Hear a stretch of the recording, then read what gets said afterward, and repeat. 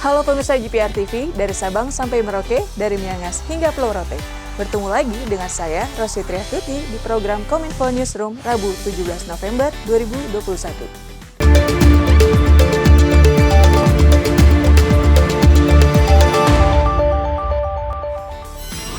Pemirsa, kasus positif COVID-19 selama pelaksanaan pembelajaran tatap muka di sejumlah daerah mengalami peningkatan.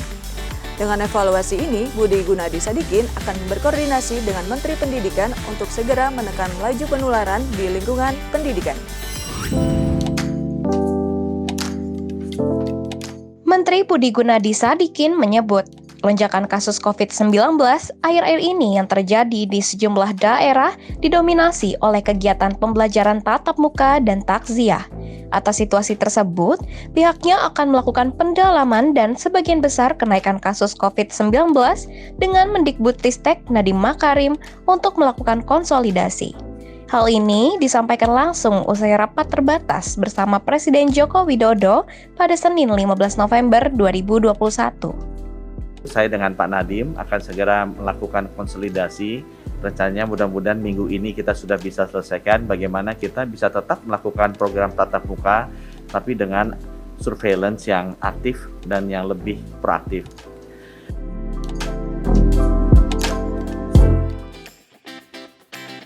Berita selanjutnya terkait kenaikan kasus COVID-19 yang ada di sejumlah daerah, Presiden Joko Widodo menyampaikan pesan kepada Menkes Budi Gunadi Sadikin untuk tetap ekstra waspada dalam menjalankan prokes, khususnya mewaspadai gelombang ketiga dan varian baru COVID-19.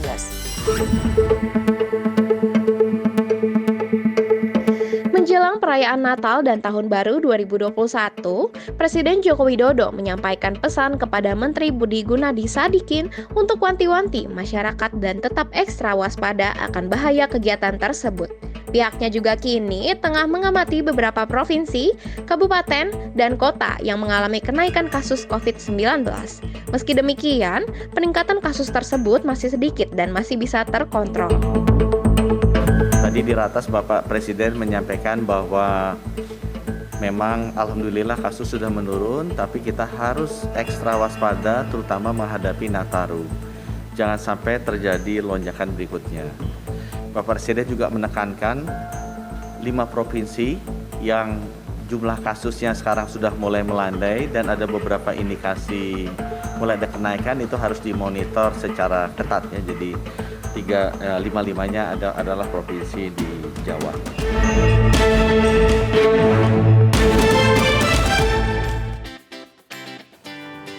Pemirsa, berkaitan dengan libur Natal dan Tahun Baru, pemerintah memastikan ketersediaan stok dan menjaga stabilitas harga barang kebutuhan pokok jelang Natal dan Tahun Baru. Jelang Hari Raya Natal 2021 dan Tahun Baru 2022, Kementerian Perdagangan menggelar Rapat Koordinasi Nasional Stabilisasi Harga dan Ketersediaan Barang Kebutuhan Pokok menjelang Natal 2021 dan Tahun Baru 2022 di Bandung, Jawa Barat, Senin 15 November. Dalam rapat tersebut, Mendak memastikan stok barang kebutuhan pokok cukup dan harganya terjangkau menjelang Natal 2021 dan Tahun Baru 2022. Berdasarkan data dari 34 provinsi dan pelaku usaha barang kebutuhan pokok, stok dan pasokan barang kebutuhan pokok mencukupi dan harganya stabil.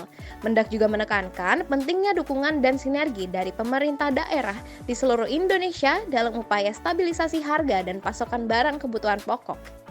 Selain itu, untuk menjaga agar ekonomi tetap tumbuh selama pandemi dengan tetap disiplin menerapkan protokol kesehatan secara ketat. Kita memastikan bahwa barang-barang pokok dan barang penting untuk menghadapi tahun baru dan Natal cukup tersedia stoknya dan harga terjangkau. Tapi saya ingatkan sekali lagi Bapak dan Ibu, sebagaimana kita lihat di bulan Juli kemarin bahwa ketika terjadi gejolak wave daripada COVID-19 ini akan memberhentikan kegiatan ekonomi atau memperlambat pertumbuhan ekonomi. Jadi saya minta tolong kepada seluruh kepala dinas provinsi di 34 provinsi memastikan bahwa SOP Peduli Lindungi itu selalu dijalankan. Kita juga melihat ada beberapa keteledoran yang sekarang terjadi, mudah-mudahan ini bisa dihindarkan dan kita menjaga untuk tidak merebaknya COVID-19 yang ketiga.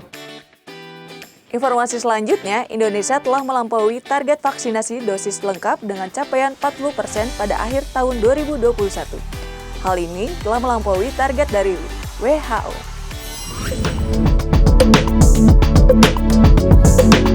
Cakupan vaksin COVID-19 di Indonesia berhasil melampaui target WHO yang mana vaksinasi lengkap telah mencapai 40% populasi penduduk pada akhir tahun 2021.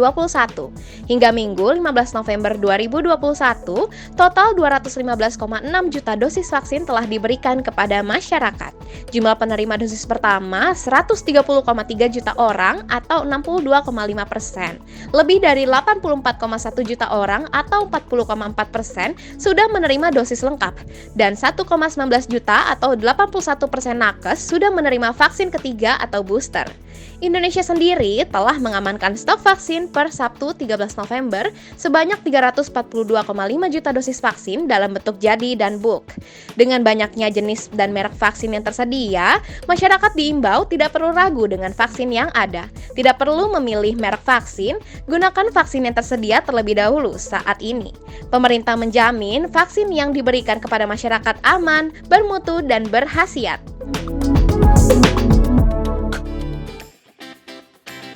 Menutup informasi terakhir, sebagai upaya mengantisipasi terjadinya gelombang ketiga kasus COVID-19, pemerintah siap menggunakan obat Molnupiravir yang terencana digunakan pada tahun depan.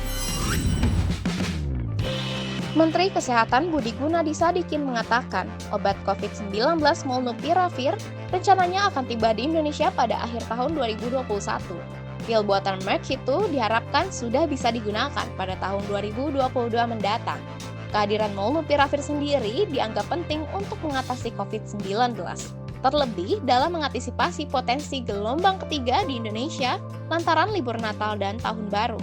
Pihaknya juga masih menunggu Emergency Use Authorization atau EUA atau izin penggunaan darurat obat dari Badan Pengawas Obat dan Makanan Amerika Serikat atau FDA. Dan akan terus mengkaji alternatif obat-obatan lainnya yang dapat digunakan untuk membantu pasien COVID-19. Yang terakhir, kami juga melaporkan dari sisi obat-obatan, Molnupiravir diharapkan bahwa akhir tahun ini sudah bisa tiba di Indonesia dan kita sudah siap untuk menggunakannya untuk tahun depan. Mudah-mudahan tidak ada gejolak, tapi kalau toh pun ada gelombang baru, kita sudah siap dengan obat-obatannya.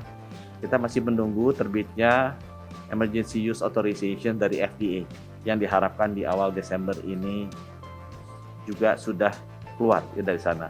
Kita juga terus mengkaji alternatif obat-obatan lain kalau misalnya ada yang mirip dengan Molnupiravir yang bisa mengurangi risiko untuk masuk rumah sakit dari orang-orang yang terkena kasus COVID-19.